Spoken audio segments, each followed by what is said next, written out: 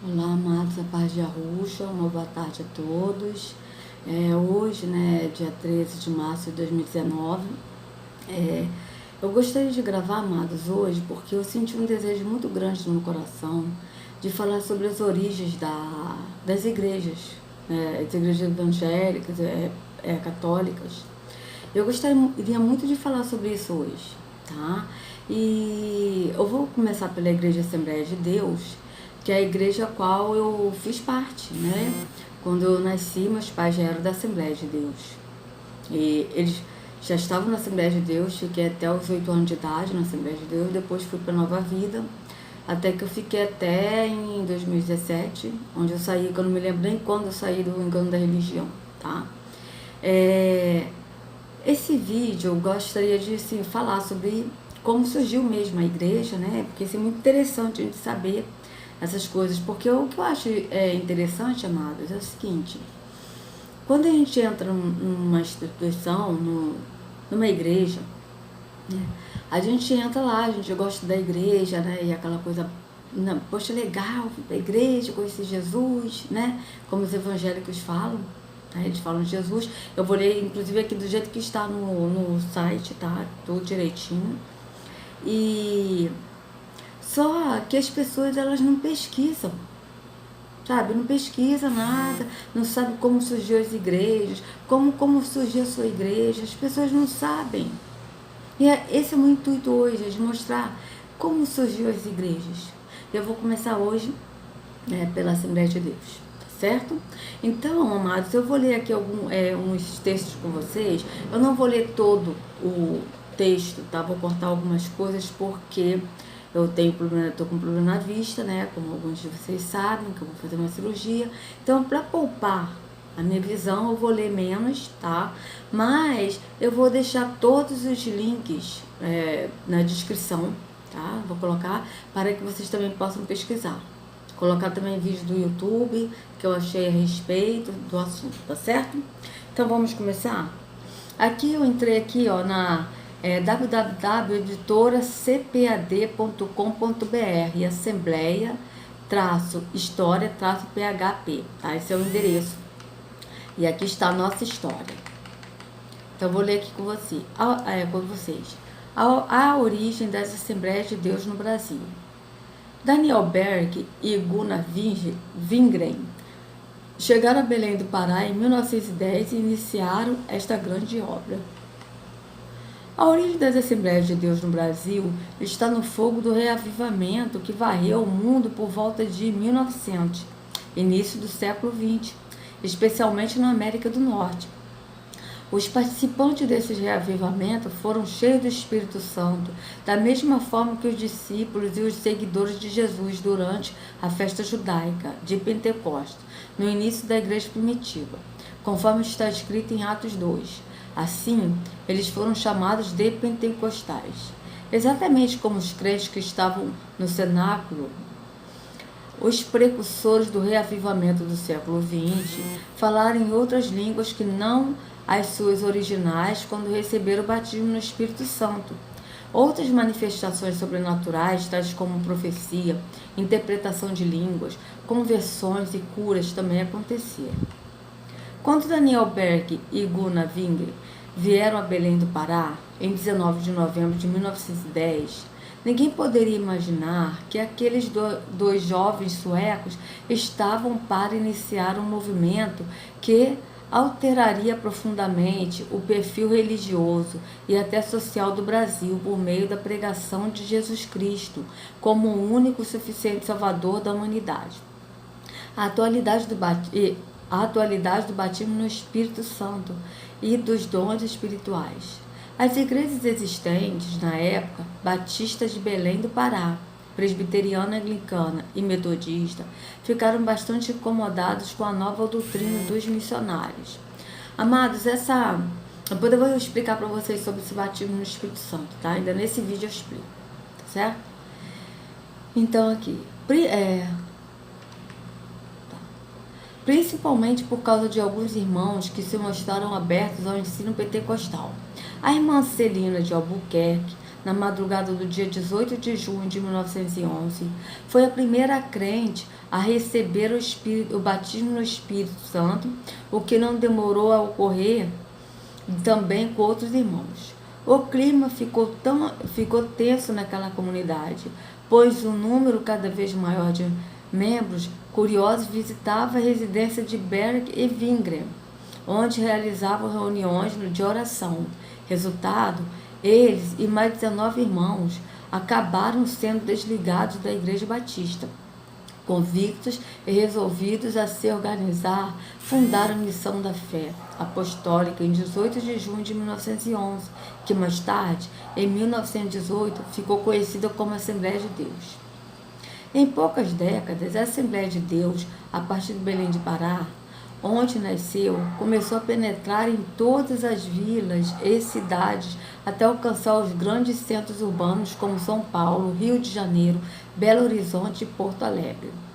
Em virtude do seu fenomenal crescimento, os pentecostais começaram a fazer diferença no cenário religioso brasileiro. De repente, o clero católico despertou para uma possibilidade jamais imaginada. O Brasil poderia vir a tornar-se, no futuro, uma nação protestante. Aí aqui, amados, nesse site que eu vou colocar para vocês na descrição, está o primeiro templo da Assembleia de Deus no Pará, inaugurado em 8 de novembro de 1914. Aí vocês vão reparar, quando vocês verem, né, essas figuras das igrejas, vocês vão ver que parece assim uma maçonaria mesmo, que a porta e as janelas são assim em forma de piramidal, tá?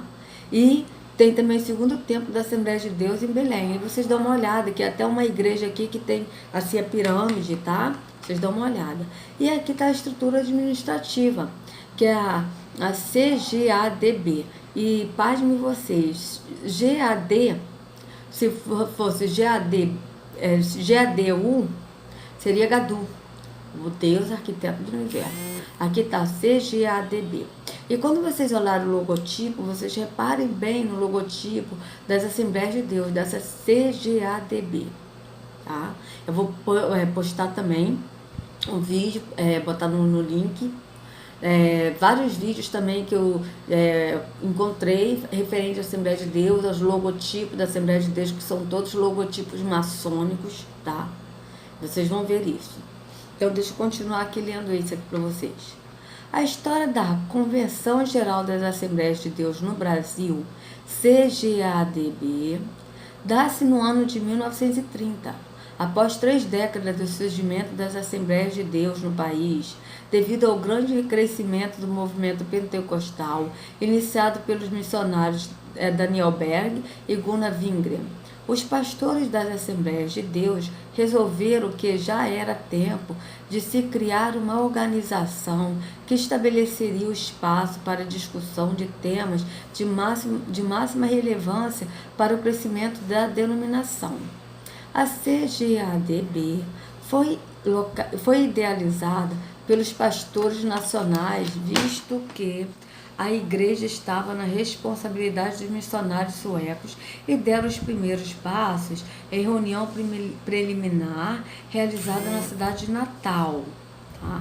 Eu esqueci, não sei se é Rondônia, não me lembro. Em 17 e 18 de fevereiro do ano de 1929. A primeira Assembleia Geral da Convenção Geral foi realizada entre os dias 5 e 10 de setembro, onde se reuniram a maioria dos pastores nacionais e os missionários que atuavam no país. Foi nessa Assembleia Convencional que os missionários suecos transferiram a liderança das Assembleias de Deus no Brasil para os pastores brasileiros. Nesta mesma reunião, decidiu-se você criar um veículo de divulgação do Evangelho e também dos trabalhos então realizados pelas Assembleias de Deus em todo o território nacional.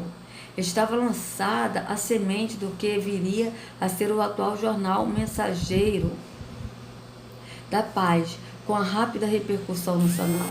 O periódico, então dirigido pelo missionário Gunnar Wingren, tornou-se o órgão oficial das Assembleias de Deus no Brasil. As primeiras resoluções emanadas em assembleias convencionais de pastores das Assembleias de Deus foram emitidas nas Assembleias Gerais do ano de 1933 a 1938. Entre os anos de 1938 e 1945, com o transcorrer da Segunda Grande Guerra Mundial, os líderes da denominação tiveram enorme dificuldade de se locomover pelo país e, por causa desse fator, não foi realizada nenhuma assembleia convencional durante esse período. Finalmente, em 1946, a Assembleia Geral Ordinária, realizada na cidade de Recife, Pernambuco, os pastores das Assembleias de Deus de todo o país decidiram-se por tornar a CGADB em uma pessoa jurídica. Veja, uma pessoa jurídica, ou seja, as Assembleias de Deus, na verdade, são empresas, não são igrejas, tá? São empresas, vejam bem, tá? Os pastores das Assembleias de Deus de todo o país decidiram-se por tornar a CGADB em uma pessoa jurídica, com a responsabilidade de representar a Igreja perante as autoridades governamentais, bem como a todos os segmentos da sociedade. O primeiro estatuto apresentou como principais objetivos da CGADB promover a união e incentivar o progresso moral e espiritual das Assembleias de Deus, manter e propugnar o desenvolvimento da Casa Publicadora das Assembleias de Deus e, principalmente, a aproximação das Assembleias de Deus no país. Abre aspas, nenhuma Assembleia de Deus poderá viver isoladamente, sendo obrigatória a interligação da Assembleia de Deus no Brasil, com a finalidade de determinar a responsabilidade perante a Convenção Geral e perante as autoridades constituídas, fecha aspas. As Assembleias Gerais realizadas nas décadas seguintes foram marcadas por discussões e debates sobre temas relacionados às doutrinas bíblicas básicas e por projetos de desenvolvimento da obra de Deus. Os anos 90 marcam uma nova fase de crescimento das Assembleias de Deus no Brasil. Em maior parte, os resultados apresentados nesse novo período de crescimento dão-se claramente decorrente de medidas tomadas pela CGADB durante esta década. Sob a liderança do pastor José Wellington Bezerra da Costa, mas eu acho que ele é presidente das Assembleias de Deus, acho que é ele. Tenho bem certeza, né? Porque eu sei que era o Manuel Ferreira. Eu acho que era, eu não sei, mas eu não sei. Eu acho que ele é o presidente, eu não tenho bem certeza, tá? Mas esse José Wellington, ele é maçom. Vocês podem pesquisar que vocês vão ver que a maioria dos líderes evangélicos, de todas as denominações, das maiores das denominações, são maçons, tá certo? Mas esse José Wellington é maçom. Então, vamos lá. Do pastor José Wellington Bezerra da Costa, a principal decisão foi a implantação do projeto Década da Colheita, um esforço evangelístico que envolveu praticamente toda a igreja do Brasil. Com o crescimento da igreja e a necessidade de um espaço mais adequado para o desenvolvimento de suas atividades, a CGADB inaugurou no dia 26 de novembro de 1996 sua nova sede, no bairro da Vila da Penha, cidade do Rio de Janeiro, em um moderno edifício de 4 andares, onde disponibilizados salas administrativas e um auditório com capacidade para 700 pessoas, além de anexo onde está instalada a EMAD, a Escola de Missões das Assembleias de Deus, e uma ampla loja da CPAD, Casa Publicadora das Assembleias de Deus. No século XXI, a Convenção Geral das Assembleias de Deus do Brasil continua implantando projetos de desenvolvimento de sua participação mais ativa na sociedade brasileira. 2 exemplos desta nova fase são a criação do Conselho Político da CGADB e da Faculdade Evangélica de Ciências, Tecnologia e Biotecnologia da CGADB, a FAESACD, FAECAD, tá? Vocês depois, amados, vocês reparem bem, nesse primeiro site que eu coloquei aqui, vocês reparem o logotipo, né? Da Assembleia de Deus, tá certo? Então aqui, amados, eu vou ler um outro texto aqui para vocês, que é do www.ultimato.com.br, revista Artigos 331, Gunnar Wingren e Daniel Berg, os pioneiros das Assembleias de Deus. Mas eu não vou ler todo o texto para vocês, tá certo? Vou ler um pouco só da história do Berg e do Gunnar, do Wingren e do Berg, tá certo? Que são os fundadores da Assembleia de Deus aqui no Brasil, tá? Da Suécia para os Estados Unidos e daí para o Brasil. Gunnar Wingren e Daniel Berg nasceram numa época difícil da história da Suécia, entre 1867 e 1886. Quase 450 mil suecos deixaram o país por causa da escassez de alimentos e de empregos. A maioria imigrou para o meio oeste dos Estados Unidos. Era chamada febre dos Estados Unidos.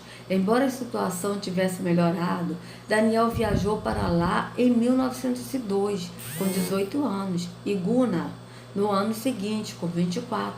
Os dois se conheceram em uma igreja sueca em Chicago, no ano de 1909, 10 anos depois da morte do famoso evangelista Dwight L. Moody, que viveu naquela cidade.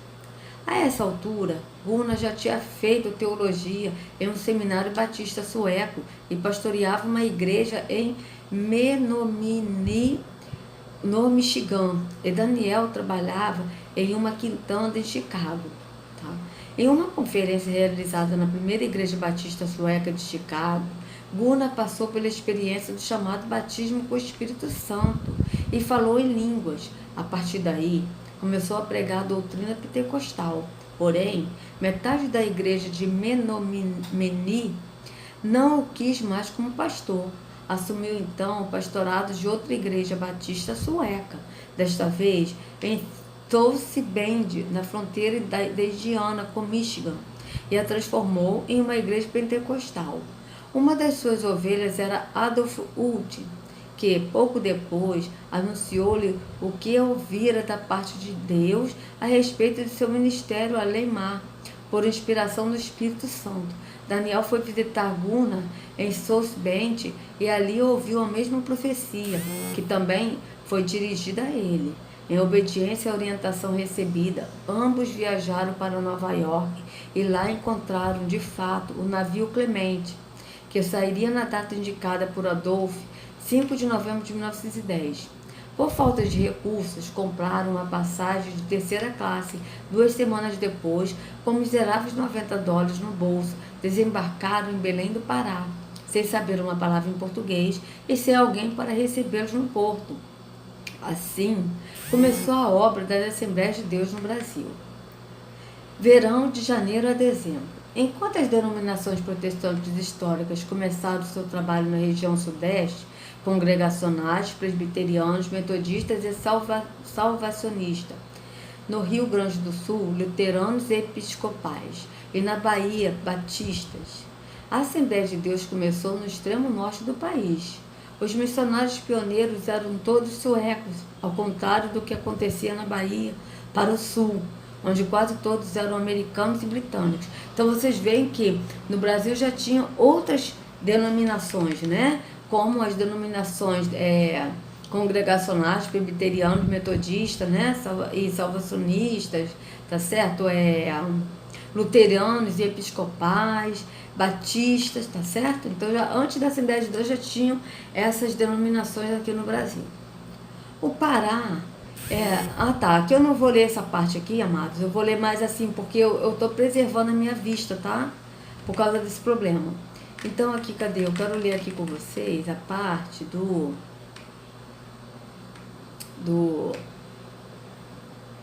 vou fazer o seguinte, amados, vocês continuem lendo essas partes.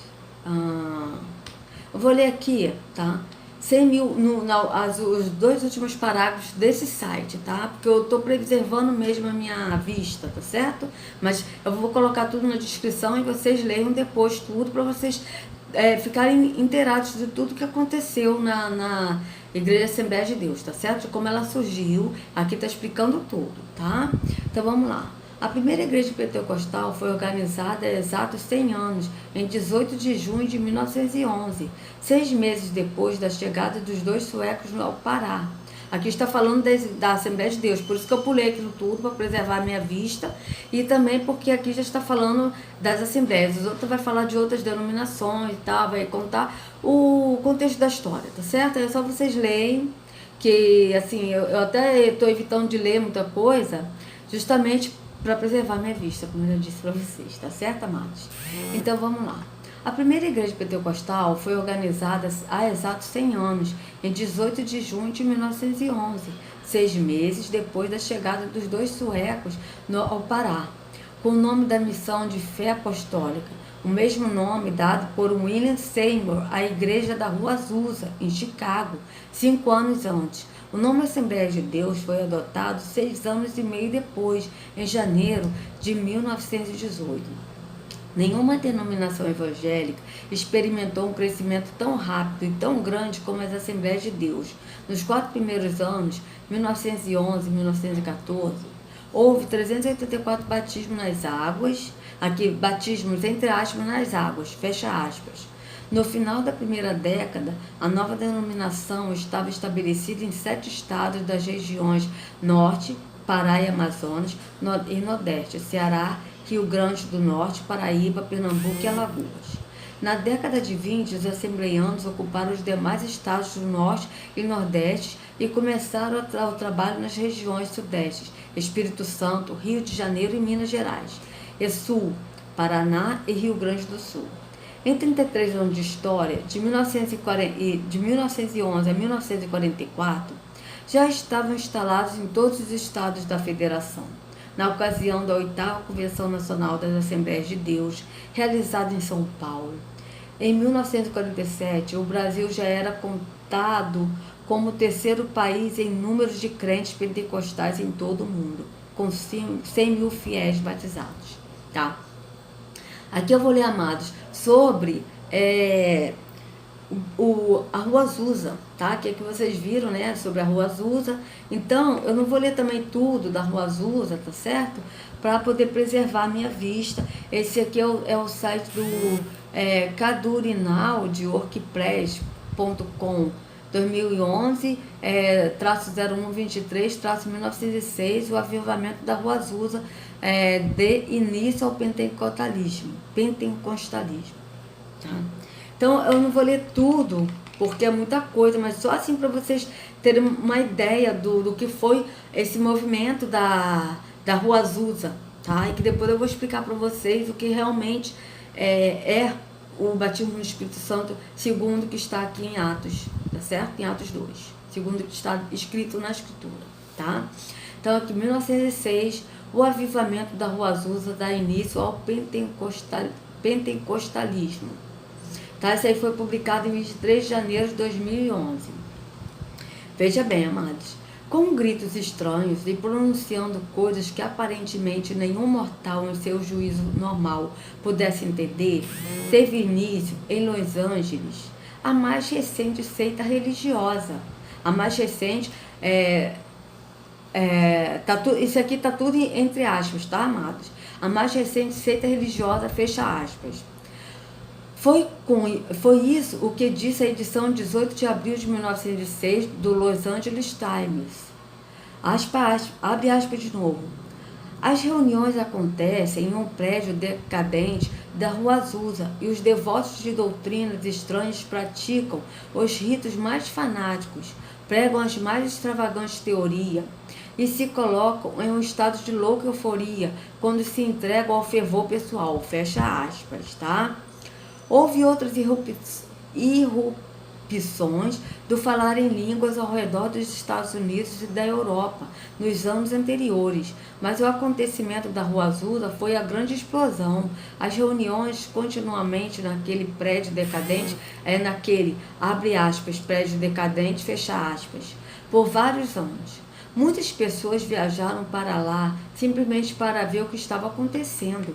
O mundo estava pronto para o avivamento. O final do século XIX assistiu à grande revolução industrial. As pessoas se tornavam engrenagens na máquina social. A lacuna entre os ricos e os pobres aumentava. Infelizmente, a igreja, com frequência, pendia mais para os ricos. Até mesmo grupos comuns e tradicionais, como os batistas e os metodistas, enfatizavam mais os bens materiais do que a energia espiritual, graças aos precursores avivalistas, como Finney e Moody. As igrejas estavam cheias, porém, muitos que professavam o cristianismo ainda careciam de alguma coisa. O movimento Holiness, entre parênteses, santidade, fecha parênteses, foi o primeiro passo na direção do avivamento. Essas agitações, especialmente na igreja metodista, buscavam uma, abre aspas, segunda bênção, fecha aspas, de Deus, no qual os crentes seriam, abre aspas, santificados, fecha aspas, para viver uma vida santa. Os ensinamentos de Keswick também tiveram seu impacto, tanto na Europa quanto nos Estados Unidos. Criados nas convenções anuais de Keswick, na Grã-Bretanha, os mestres de Keswick imploraram aos cristãos: caminhem no poder da ressurreição de Cristo. Aos cristãos, abre aspas de novo, tá, amados? Caminhem no poder da ressurreição de Cristo, fecha aspas. Abre aspas de novo. Deixa Cristo reinar em sua alma, fecha aspas. Não aconteceu nada muito radical ali, a não ser a vontade de uma experiência cristã mais plena, para utilizar a linguagem que os pentecostais usariam mais tarde. Outra corrente do pensamento que apressou o surgimento do incipiente movimento pentecostal foi o pré-milenarismo, popularizado por J.N. Darby e a Irmandade de Plymouth. A virada do século fez com que as posições pré-milenaristas e pós-milenaristas ficassem conhecidas. Muitos começaram a propagar a ideia de um século cristão, abre aspas de novo, amado, século cristão, fecha aspas, no qual a igreja e a tecnologia prenunciaria o reino de Deus. Os pré-milenaristas, no entanto, afirmavam que o fim dos tempos estava próximo, pois seria caracterizado como era profetizado pelo irromper de uma atividade espiritual. É possível encontrar base para o movimento pentecostal em 1896. William F. Bright liderou o avivamento no condado de Cherokee, na Carolina do Norte, que incluía o falar em línguas. Como essas manifestações continuaram, as pessoas foram expulsas das igrejas, edifícios religiosos foram queimados e o próprio Bryant foi atingido por um tiro. Falar em línguas não era atividade popular no condado de Cherokee. O avivamento do país de Gales entre 1904 e 1906 teve, certamente, impacto no clima religioso de sua época. Evan Roberts, ex-mineiro, viajou por todo o país de Gales e mais tarde pelo mundo, proclamando o ministério do grande avivamento do Espírito. O falar em línguas não era enfatizado de maneira específica, mas sim o poder espiritual. Um pequeno grupo de pastores da área de Los Angeles visitou o país de Gales e tentou trazer o avivamento para suas igrejas, mas obtiveram sucesso limitado. Contudo, as sementes da restauração estavam sendo lançadas em Los Angeles. Aí aqui, amado, eu vou fazer o seguinte, aqui parei por aqui e vou mais abaixo para poder preservar minha vista, porque eu estou começando a sentir um pouquinho de dor nas vistas, tá, amados? Então, deixa eu ver aqui, peraí, onde é que eu posso continuar? Isso aqui, amados, eu vou deixar tudo para vocês, então, por favor, vocês continuem lendo. Eu não vou ler isso aqui não, tá? Vocês continuem lendo que eu vou deixar todos esses links, tá bom? Porque quando eu começo a ler alguma coisa, aí eu tô com meu óculos, esse óculos também, não sei, não tá legal também, que problema na vista que eu tenho. Então, quando eu fico lendo um bom tempo, eu começo a sentir dor na vista, tá certo? Então, amados, aí por isso que eu não vou me alongar muito aqui de ler, vocês continuem lendo que eu vou colocar. Só que deixa eu falar uma coisa aqui para vocês, amados, sobre esse espírito da Rua Azusa, tá? O Espírito Santo que eles foram batizados, tá? Eu vou até colocar também no link, tomara que eu não esqueça, mas se eu esquecer, vocês podem assistir, que eu coloquei no meu canal, sobre a Rua Azusa, do irmão Rubens Sodré, tá? Do canal Verdade Oculta, tá certo? Que explica sobre a Rua Azusa, sobre como aconteceu esse movimento, tá certo? Do Seymour, em 1906, em Los Angeles, na Rua Azusa, tá certo? Mas eu vou ver se eu também consigo, se eu me lembrar, eu vou também colocar no link da inscrição para vocês se inteirarem. Só que o negócio é o seguinte, amados, esse batismo no Espírito Santo de hoje, aliás, o batismo no Espírito Santo, que até mesmo a gente leu aqui, né, que eles falam que foi o batismo que aconteceu em Atos 2, não foi. Não foi o batismo que aconteceu em Atos 2, tá? Em Atos 2, eu vou ler para vocês aqui, uma parte aqui de Atos 2 para vocês verem que batismo foi que aconteceu em Atos 2, tá certo? Então vamos começar. Vamos lá, Atos 2. Ao cumprir-se o dia de Pentecostes, estavam todos reunidos no mesmo lugar. Veja, aqui está, no mesmo lugar, não está dizendo num templo físico, numa igreja de pedra, está dizendo no mesmo lugar, tá certo? Aqui, de repente veio do céu um som como de um vento impetuoso, encheu toda a casa onde estavam assentados, e apareceram distribuídas entre eles línguas como de fogo, e pousou sobre cada um deles. Todos ficaram cheios do Espírito Santo e passaram a falar em outras línguas, segundo o Espírito lhes concedia que falasse. Então veja, amados, aqui está dizendo que apareceram distribuídas entre eles línguas como de fogo, e pousou uma sobre cada uma deles, sobre cada um deles. Sobre cada um deles quem? Daqueles que estavam sendo cheios do Espírito, tá certo? Do Espírito de Arro, tá? Então, e aqui tá, todos ficaram cheios do Espírito Santo, do Espírito de Arro, aliás, né? E passaram a falar em outras línguas, segundo o Espírito lhes concedia que falasse. Aí aqui tá o dom de línguas, que aqui tá o título, que eu não gosto de ler esses epígrafes, tá, amada? Aqui, ó, vocês podem ver, ó. Tá aqui, ó. Tá aqui o título, o dom de línguas. Só que isso aí é justamente para dar base nos ensinamentos heréticos dessas igrejas aí, que falam que são essas línguas. E que vocês assistirem o vídeo da Rua Azusa, vocês vão entender que tipo de línguas era essa que aconteceu na Rua Azusa e que tem acontecido até hoje nas denominações, tá certo? Pentecostais. Até hoje acontece o mesmo espírito da Rua Azusa, tá? Então vamos lá. Continuando aqui, verso 5. Ora, estavam habitando em Jerusalém judeus, olha só, estavam habitando em Jerusalém judeus, homens piedosos, vindos de todas as nações debaixo do céu.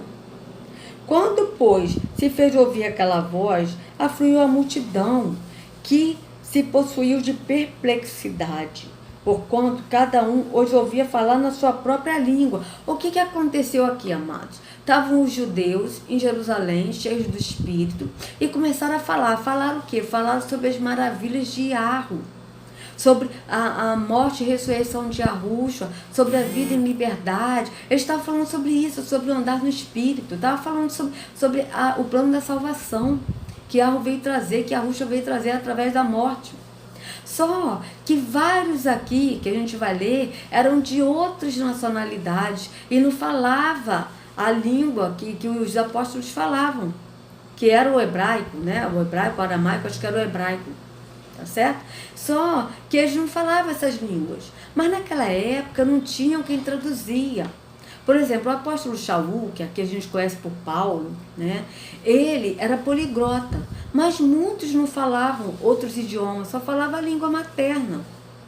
Então, não tinha muito intérprete. Então, o que aconteceu? A descida do Espírito Santo, do Espírito de Arro, na verdade, se deu nele trazer revelação das boas obras, deles falarem a verdade a toda a criatura. Esse é o ser cheio do Espírito. O que é ser cheio do Espírito?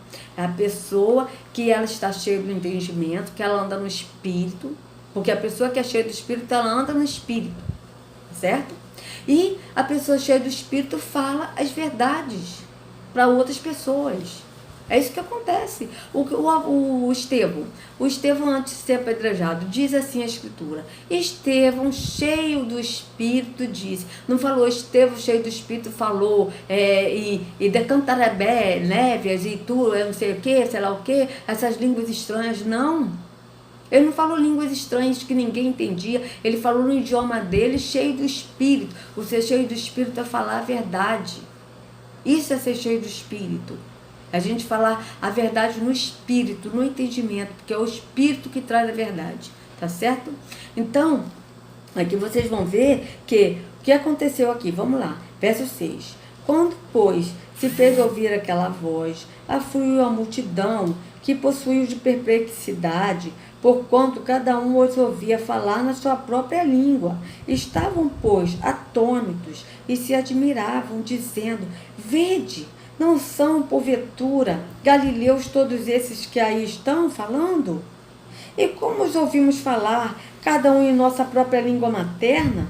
Somos partos, medos, elamitas, eus naturais da Mesopotâmia, Judéia, Capadócia, Ponto e Ásia, da Frígia, da Pinfília, do Egito e das regiões da Líbia, das imediações de Cirene e romanos que aqui residem, tanto judeus como prosélitos, cretenses e arábios, como os ouvimos falar em nossas próprias línguas as grandezas de Iarro.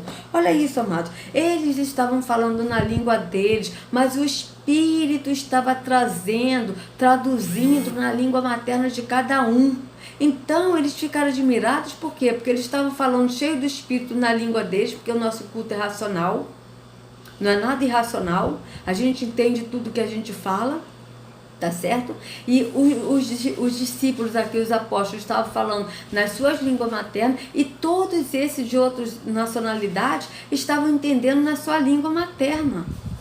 Foi esse que foi o avivamento, que foi a línguas estranhas. Por que aqui falam em línguas estranhas, outras línguas? Porque são línguas que as pessoas não conheciam, porque não era língua das pessoas, eram línguas de outros. Era tipo assim, eu aqui estou falando em português.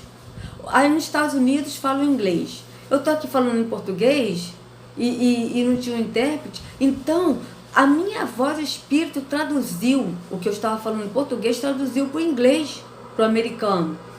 E para os ingleses, traduziu para o francês, os que são da França, traduziu para entendeu? Para essas línguas, foi traduzindo, e isso que aconteceu, não tem nada a ver com essas línguas estranhas que é falada nas igrejas, tá? Que são línguas de demônios, que são línguas de engano, de mentira, amados, porque, primeiro, em Atos 7:17, amados, diz que o Altíssimo não habita em templos feitos por mãos humanas.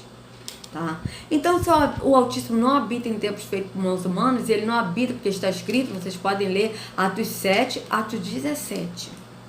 O Filho e a Rúshua também não habita, porque ele é obediente. Ele não tem como ele habitar no lugar que o Pai não habita. Então, essas línguas que são faladas nas igrejas, amados, pode acreditar, vocês pesquisem, são línguas de orixás. São línguas de Yorubá que invocam a espíritos de orixás, da Umbanda, do Candomblé. Eu vou publicar aqui, vou postar também no link um vídeo aqui que fala, comparando os cultos pentecostais com os cultos da Umbanda. Vocês vão ver que é o mesmo mover que está na Umbanda, estão nessas igrejas pentecostais. E que não tem o espírito de Iarro ali dentro, amados, porque o espírito de Iarro não habita ali. E eu vou dizer por que não habita agora. Vamos ler por que não habita? Eu vou mostrar aqui para vocês. Pois bem, quando eu li sobre quem começou as igrejas, que foi o Daniel Berg e o Gunnar Wingren, né? E aí eu pesquisei um pouquinho mais a fundo sobre eles. E aí eu fui e coloquei assim, maçons, Daniel Berg e Gunnar Wingren. E aí eu achei um outro site, amados, tá? Que esse site está no www.ofochicogospel.com.br, tá? E esse site, aí aqui tá, ó, 2018/05, quem são os pastores maçons que dominaram as igrejas no Brasil? Tá? Esse é o nome do site, tá certo? Esse site, amados, ele foi publicado, deixa eu ver aqui, publicado em 4 de maio de 2018, às 11h52, tá? Por redação. E atualizado em 13 de fevereiro de 2019, às 10h55. Vocês podem ver que está escrito lá, porque eu estou lendo, como está aqui, eu estou lendo para vocês, tá? Conforme está tudo escrito aqui, tá certo? Então vamos começar? O título é: quem são os pastores maçons que dominaram as igrejas no Brasil? Tá? Eles ocupam os mais altos cargos dentro de algumas igrejas evangélicas. Então aqui, desde que o cabo Daciolo subiu no palco dos Gideões e profetizou que Deus não aprova a presença de pastores maçons naquele altar, que muitos evangélicos têm se perguntado quem são eles, como vivem, se são famosos ou anônimos. E o mais importante, alguém pode ser pastor e maçom ao mesmo tempo? Esses questionamentos parecem não encontrar resposta, o que aumenta ainda mais a dúvida de quem podemos então confiar, já que até pastores evangélicos se renderam a essa fraternidade. O Fuxico Gospel já publicou diversos artigos, ou seja, é o site aqui de jornalismo, tá, gente? O Fuxico Gospel, tá certo? O Fuxico Gospel já publicou diversos artigos a respeito do envolvimento da maçonaria com a igreja evangélica. Desculpa, amados. Documentos provam que a primeira igreja batista, PIB, foi fundada no Brasil por membros seletos da maçonaria americana. Então vocês vejam bem que a primeira igreja batista, PIB, tá? Ela foi fundada no Brasil por membros seletos da maçonaria americana. Ou seja, aqui está mostrando que as igrejas, as denominações evangélicas, elas foram fundadas por maçons, tá certo? Tá? É isso que está dizendo aqui. E se vocês pesquisarem mais, vocês vão achar mais coisas. Porque quando a gente busca a verdade, amados, a Escritura diz que não há nada oculto que não seja revelado. Buscai buscai e achareis. Batei e abre-se-vos-á. Se você buscar, você acha. E nós temos a ferramenta, como diz em Daniel. Em Daniel diz, quando a ciência se multiplicar. O que é a ciência? É a internet. A tecnologia. Hoje nós temos essa ferramenta de pesquisar e de ninguém ser enganado, porque só é enganado hoje, amados, quem quer ser enganado, tá? Então vamos lá.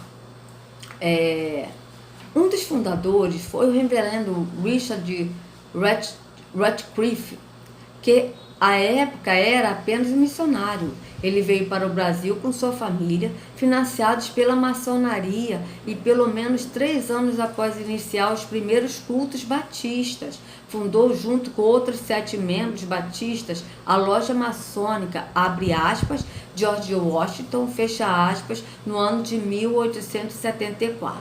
Então vocês vejam como começou essas igrejas, essas denominações que se diz a casa de Deus. Que a casa de Yahweh não é a casa de Zeus, de Terron, Deus desse século. Porque não é a casa do nosso Criador, que ele não habita nesse lugar. Luz e treva não se pode habitar, amado. Não tem como ter,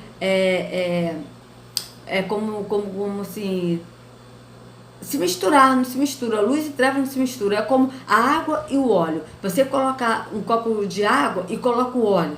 Você vai ver com o óleo, eu acho que o óleo vai descer e a água vai subir, ou é o contrário, não me lembro. Não sei se a água fica embaixo e o óleo em cima, mas não tem como misturar. Não tem, amado. Luz é luz, treva é treva. Então eu digo para vocês, sem sombra de dúvidas, que todas as denominações evangélicas, católicas, espíritas, de todas as religiões são trevas, não são luz. Tá? Felizmente, essa é a verdade, amados. Essa é a verdade, tá? Então vamos lá. Note que a chegada da PIB no Brasil, ou seja, a primeira igreja batista, tá, no Brasil, é anterior à fundação da Assembleia de Deus, que só seria fundada anos mais tarde, em 1911, no Pará. Portanto, quando a Assembleia de Deus foi fundada, já haviam pastores, entre parentes batistas, maçons. A Igreja Evangélica fundada pela maçonaria já foi a maior do Brasil e tem 4 milhões de membros, tá? Que é o título. Segundo o livro Centelha em Restolho Seco, uma contribuição para a história dos primórdios, de Beth Antônio de Oliveira, edição da autora, Rio de Janeiro, RJ, 1985. O pastor batista que recebeu os missionários Daniel Berg e Gunnar Wingren era membro da maçonaria, assim como a maioria dos pastores batistas da época. E pasmem vocês, não é só da época, ainda continua. Todos são maçons. São poucos que não são arrumados, são poucos. São poucos. Vocês podem pesquisar, que o Espírito da Verdade vai mostrar a verdade para vocês. Ele teria recebido ordens de apoiar os missionários em solo brasileiro, uma prática comum na fraternidade maçônica. Em vários trechos, o livro sugere que Daniel Berg e Gunnar Wingren eram membros da maçonaria. Se a maçonaria esteve comprovadamente na fundação de algumas das mais importantes igrejas evangélicas do país, é ingênuo acreditar que não estão na Assembleia de Deus. Maçonaria na Assembleia de Deus. Vamos lá. A maior figura da Assembleia de Deus no Brasil, depois de Daniel Berg e Gunnar Wingren, com toda certeza, foi o pastor Paulo Leivas Macalão.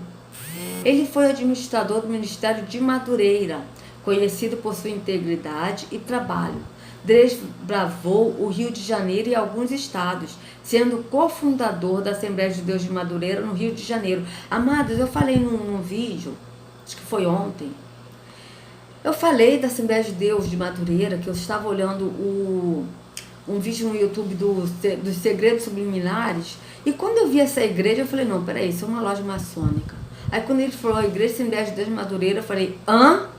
Isso é uma igreja? Amados, é a maçonaria oculta, para quem não quer enxergar, porque tem os quadros e o compasso, tem na entrada da igreja, eu vou postar para vocês, eu vou colocar no link da descrição desse vídeo, eu vou colocar para vocês verem. O Pezão foi nessa igreja, Assembleia de Deus de Madureira, ele foi super aplaudido por todo mundo lá, né? E na entrada tinha assim, tipo uma rosa, eu não sei explicar o que é, tá? Mas vocês vão ver que é usado na maçonaria.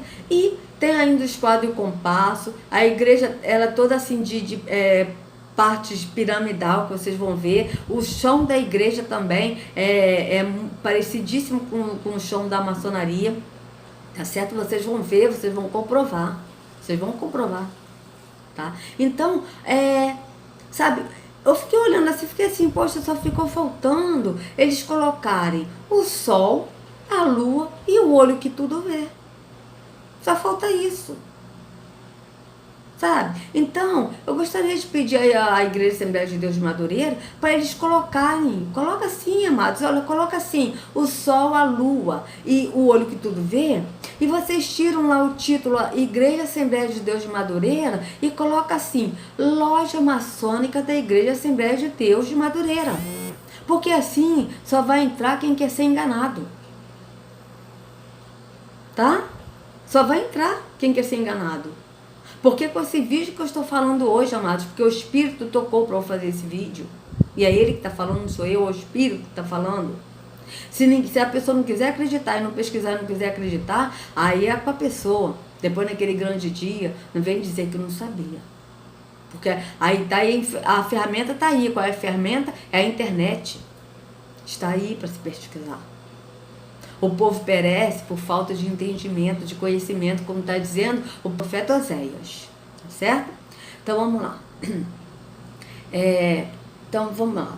Pastor Paulo Leivas Macalão, que fora consagrado ao pastorado por Gunnar Wingren, passou a ser a maior autoridade dentro das Assembleias de Deus no Brasil, do Ministério de Madureira, enquanto viveu. Foi pastor, presidente até o ano de 1982. Apesar de não ter registro de que Macalão fosse ligado à maçonaria, um homem que foi considerado seu braço direito ocupou um alto grau na fraternidade. Tanto, amados, que ele não tem certeza se ele foi ligado ou não à maçonaria, mas o que era o braço direito dele, era do alto grau da fraternidade, que vocês podem ver lá. Eu vou postar para vocês verem, eu vou publicar, vou botar no link da descrição, a igreja de Madureira. Vocês vão ver que a maçonaria oculta, porque essas igrejas evangélicas, elas na verdade são a maçonaria oculta, aonde esses pastores que são maçons, eles adoram o Gadu, o arquiteto do universo, Jabulon, que é Jeová, Baal e Ósiris, tá? São esses deuses egípcios, esses deuses satânicos que não tem nada a ver com Deus e que dá referência a um só Deus, que infelizmente esses pastores, esses líderes maçons levam as pessoas a esse Deus que é Terron, o Deus desse século que cegou o entendimento dos incrédulos para que não resplandeça a luz do Evangelho.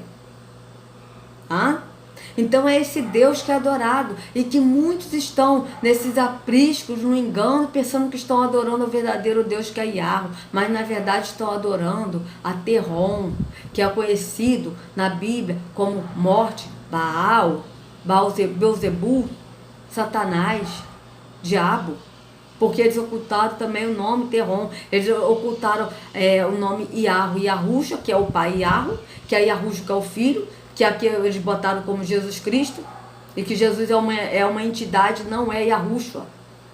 Amados, a pessoa que fala assim, vem aqui na minha igreja, que Jesus vai estar aqui, ele vai te trazer vitória, ele vai te trazer bênção, amados, isso não é Yahushua. Yahushua disse, se alguém disser para você, eu estou no interior da casa, não vá, não acrediteis. Foi isso que Yahushua disse, amados. Yahushua é um, Jesus é outro. Jesus é esse Terron que engana, que traz o espírito de mentira, de engano nas igrejas, enganando as pessoas, iludindo as pessoas. As pessoas pensam que estão com o espírito, mas quando elas saem da igreja volta a ser o que era antes, a velha criatura. Volta a ser, volta. Reparem vocês, amados evangélicos, quando vocês saem desses templos, como é a vida de vocês? Vocês têm uma vida no espírito? Vocês andam no espírito ou volta à carne? Avaliem isso, amados. Porque esse espírito que habita nas igrejas, amados, eles mexem com o emocional. Eles não entram no espírito, porque o único que sonda mentes e corações é Yahweh. É Yahushua. Ele é o único que sonda mentes e corações. E é Ele que transforma, que muda o nosso ser por inteiro, que nos transforma no caráter dele quando nós andamos no Espírito. Mas andar no Espírito é diário, é quando nós cremos que nós somos o templo e deixamos de ir a um templo físico e passamos a ser o templo. E aí sim, a mudança de vida, a mudança de caráter. Nós passamos a ter o caráter de Yahushua, o caráter do Espírito de Yahweh. Porque esse Espírito que comanda nós, quando nós cremos que nós somos o templo e deixamos de ir ao templo. E aí sim, a novidade de vida, amados. Porque essas igrejas, elas mexem com o emocional. Eles pegam e botam uma música lá, aquela música para hipnotizar a pessoa, e a pessoa fica lá, começa a chorar, e começa a sentir arrepio, pensa que estão cheios do Espírito, mas não estão. Isso é mentira. Estão cheios do Espírito do engano, da mentira, amados. Não estão no espírito da verdade. Não estão. Pesquisa que vocês vão ver. Não estão no espírito da verdade. Isso é muito sério. Vamos lá. Trata-se do reverendo Isaías de Souza Maciel, atual presidente da OMEBE, Ordem de Ministros Evangélicos do Brasil e no Exterior, com cerca de 30.000 pastores associados. O antigo site do Grande Oriente, independente do Rio de Janeiro, mantinha um registro histórico de sua fundação e homenageou o reverendo que foi grão-mestre. Amados, aqui está, ó, Grande Oriente Independente do Rio de Janeiro. Aí eu vou deixar para vocês continuarem lendo, tá? Para preservar a minha vista, tá certo? E aqui tem sobre a maçonaria, sobre tudo isso, tá certo? Então aqui, olha, com líderes que ocupam a alta cúpula das igrejas evangélicas mais populosas, sendo membros da maçonaria, não resta motivos para duvidar do que disse o cabo Daciolo sobre eles estarem no altar dos Gideões, tá certo? Então, amados, aí aqui fica para vocês, amados evangélicos assembleianos. Aí vocês olham assim e pensam, tá, a Assembleia de Deus ela é de origem maçônica. Qual igreja que eu vou agora? Aonde eu vou frequentar então? Amados, dou um conselho para vocês, que está aqui na Escritura. Não sabeis vós que vós sois o templo do Espírito. A igreja somos nós. Todas essas igrejas são maçônicas, são satânicas. Todas são enganosas, são lugares de erro, de engano. Todas elas, amados, não acreditem nisso, acreditem. Não duvidem. Pesquisem, que vocês vão ver. E Yahushua, ele não morreu para fundar uma religião. Ele não fundou nenhuma religião, amados. Qual foi a religião que Yahushua fundou? Qual foi a religião que os apóstolos fundaram aqui na Escritura? Não tem. Eles vieram e Yahushua veio revelar o Pai. Ele veio revelar o Pai é luz, nele não há trevas nenhuma. Então, como ele é luz, ele habita na luz. Ele não pode habitar nas trevas. E esses lugares, esses templos de pedra, são lugares de trevas, onde quem habita é o Deus das trevas, é o Deus do engano, descrito em 2 Coríntios 4:4, a qual os evangélicos falam que só existe um Deus, só um Deus, só um Deus. Amados, não é só um Deus não, amados. Temos 2 deuses, o Deus verdadeiro que é Yahweh e o Deus falso que é Terron. Mas ele é Deus e ele engana. Ele engana. Então, amados evangélicos, saiam do engano da religião. Yahushua, ele é o caminho. Yahushua é a porta estreita.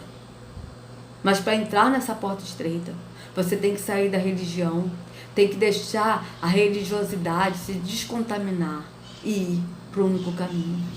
Larga é a porta da perdição.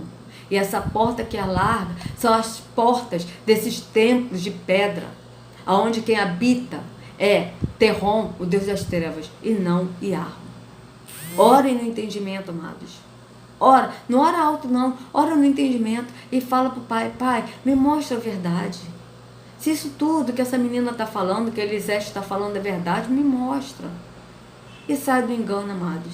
Vai para Yahushua, porque ele é o único pastor, descrito em João 10. Ele é o único caminho. Ele disse, eu sou o caminho, a verdade e a vida.